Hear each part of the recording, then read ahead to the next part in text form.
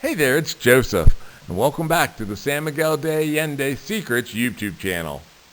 And today we're going to talk a little bit about, making some jokes on the old horror movie Carrie, but really talking about what to do when your religious art breaks.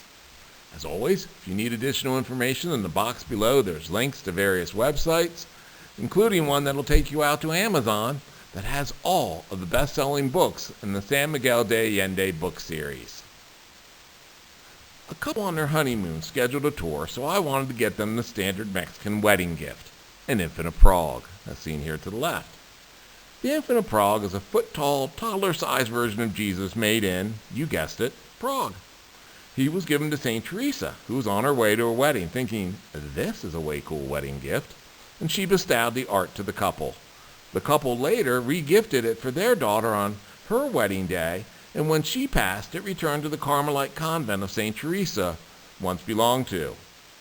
With a history of being a wedding day gift, the statue is considered an auspicious gift for any happy couple. In fact, if the bride turns the infant of Prague to the wall on her wedding day morning, there'll be no rain on her wedding day. This infant of Prague is the one I grew up with, and my mom, on the day of the parish picnic, would go in the living room and turn it to face the wall to make sure there was no rain on the parish picnic. I found an infant of Prague on another tour earlier that week in the Totonilco, so I purchased it and got it blessed. Here's an important note. In the guide to gift giving is when bestowing rosaries or religious art and such, get a priest to bless it. Folks here really appreciate that.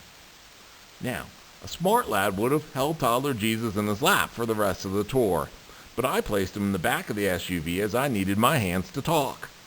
Though safely nestled, when we crossed the Laja River in Banda, the silly boy from Prague leapt from his safe spot to bounce around in the back of the car until breaking into dozens of small pieces. Well, except for his 3-inch arm that once held the globe that slipped his grasp.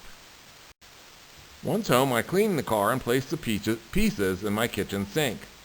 A mistake on my part, as the next Mexican to come in my house noticed, and realizing that I had the image blessed, told me you can't throw a blessed statue in the trash. They need to be buried. So she took toddler Jesus' arm and buried him in the pot by my front door, so it would bless those entering the house. A nice thought, but not the one I had. Instead, that grasping, empty hand reminded me too much of the ending from the film Carrie, where Sissy Spacek reaches up from the ground to drag Amy Irving down into hell. That shock ending terrified me as a child, and is all I could think about every time I water the plant. Luckily, since his little 3-inch arm could never reach me, I'm not too worried. But still, it's an unsettling thought. So, the lessons learned here are twofold. One is the need to bury blessed religious objects.